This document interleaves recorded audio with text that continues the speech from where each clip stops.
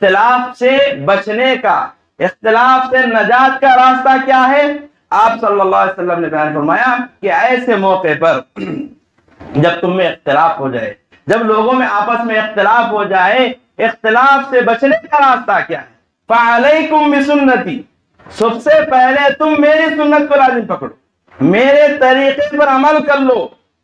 تم کامیاب ہو جاؤ گے، تمہارے اختلافات ختم ہو جائیں گے۔ پھر ساتھ ہی ساتھ میرے جو خلفاء ہیں، میرے جو صحابہ ہیں، تم ان کے راستے کو اپناؤ۔ فَعَلَيْكُمْ بِسُنَّتِي وَسُنَّتِ الْخُلَفَاءِ الرَّاشِدِينَ الْمَهْدِيِّينَ، میری سنت کو، میرے طریقے کو، اور اسی طرح سے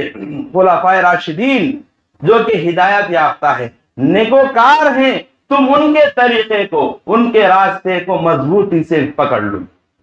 آپ صلی اللہ علیہ وسلم نے یہ بھی بیان فرمایا، تمسکوا بہا وعضوا علیہا بالنواجذ، تم مضبوطی کے ساتھ ان کے طریقے کو پکڑ لو، اپنا لو، وعضوا علیہا بالنواجذ، اپنے دانتوں سے تم انہیں پکڑ لو، جو نوکیلے دانت ہوتے ہیں ان سے پکڑ لو۔ یعنی کہ شدت پیدا کرنے کے لیے آپ صلی اللہ علیہ وسلم نے یہ بات بیان کی ہے کہ تم کتاب و سنت کے ساتھ ساتھ صحابہ کے طریقے کو اپناؤ، صحابہ کے منہج کو اپناؤ۔ یقیناً کتاب و سنت کو صحابہ کرام کے منہج پر، صحابہ کرام کے طریقے پر اپنانا، صحابہ کرام کی فہم کے مطابق سمجھنا، یہی نجات کی راہ ہے، یہی کامیابی کی راہ ہے۔ نبی کریم صلی اللہ علیہ وسلم نے ارشاد فرمایا کہ یہود 71 فرقوں میں بٹ گئے، 71 فرقوں میں یہود بٹ گئے، اور نصارہ عیسائی وہ 72 فرقوں میں بٹ گئے۔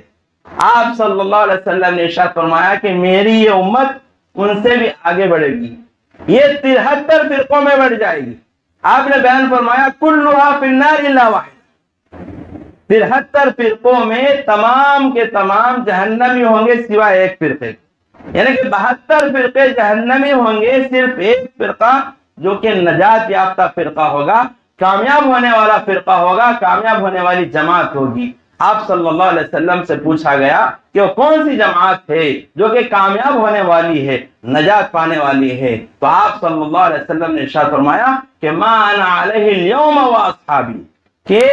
میں اور میرے صحابہ آج جس طریقے پر ہیں، آج جس طرح سے عمل کر رہے ہیں، جو کوئی میرے طریقے کو اور میرے صحابہ کے طریقے کو اپنائے گا وہی کامیاب ہونے والا ہے، وہی نجات پانے والا ہے، اور اس جماعت کی اللہ تبارک و تعالی ہمیشہ مدد کرے گا۔ نبی کریم صلی اللہ علیہ وسلم نے ارشاد فرمایا لا تزال طائفة من امتی ظاہرین علی الحق لا يضرهم من خالفهم حتى یأتی وعد اللہ، کہ میری امت میں ایک جماعت ہمیشہ حق پر رہے گی،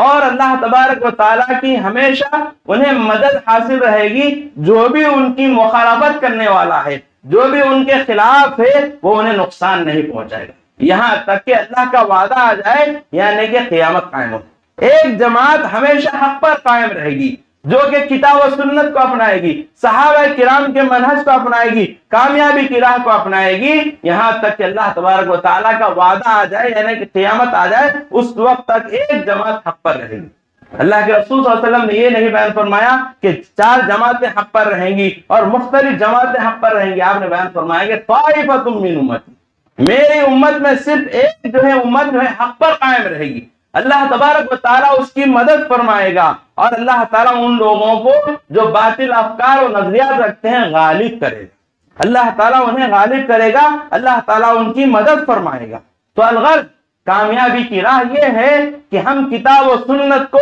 صحابہ کرام کے طریقے پر سمجھیں، اور اللہ تبارک و تعالیٰ نے اسی بات کو اجاگر کرتے ہوئے سورہ نساء میں ارشاد فرمایا وَمَن يُشَاقِقِ الرَّسُولَ مِن بَعْدِ مَا تَبَيَّنَ لَهُ الْهُدَى وَيَتَّبِعْ غَيْرَ سَبِيلِ الْمُؤْمِنِينَ نُوَلِّهِ مَا تَوَلَّى وَنُصْلِهِ جَهَنَّمَ وَسَاءَتْ مَصِيرًا، کہ جو کوئی حق کے ہدایت کے واضح ہو جانے کے باوجود رسول کی مخالفت کرے گا، رسول کی بات آ جانے کے باوجود رسول کی بات کو نہیں لے گا، بلکہ رسول کی باتوں پر دوسروں کی باتوں کو ترجیح دے گا، دوسروں کے اقوال کو ترجیح دے گا، جبکہ حق اس کے پاس آ گیا، حدیث اس کے پاس پہنچ گئی، قرآن کی بات اس کے پاس پہنچ گئی کہ قرآن میں اللہ نے یہ کہا، اور حدیث میں نبی کریم صلی اللہ علیہ وسلم کا یہ فرمان ہے، آپ صلی اللہ علیہ وسلم کا یہ عمل ہے جب قرآن کی بات اور صحیح حدیث کی بات اس کے پاس پہنچ جائے اور وہ اس کو لینے کے بجائے وہ اس کے خلاف کرے، وہ اس کی مخالفت کرے اور کیا کرے، وَيَتَّبِعْ غَيْرَ سَبِيلِ الْمُؤْمِنِينَ، اور وہ مومنوں کے راستے کو چھوڑ کر دوسرے راستے کو اپنائے۔ مومنوں سے مراد صحابہ کرام،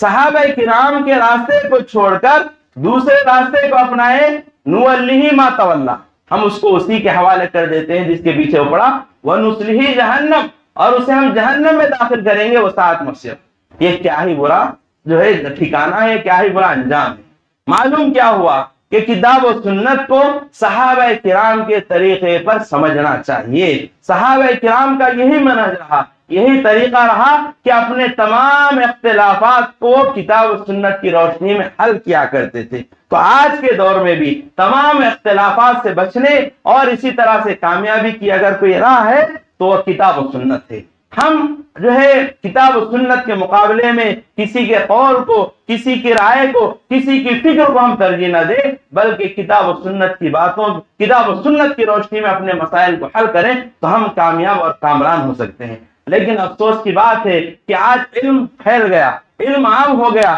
اس کے باوجود لوگوں کا معاملہ کیا ہے؟ علم کے پھیلنے کے باوجود اختلافات میں پڑے ہیں۔ لوگ دین کے معاملے میں تحقیق سے کام نہیں لیتے،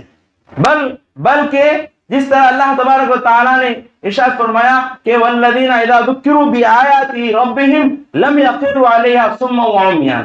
جو اللہ تعالیٰ کے نیک بندے ہیں ان کی صفت یہ ہے کہ جب اللہ تعالیٰ کی آیات ان پر پڑھی جائیں تو وہ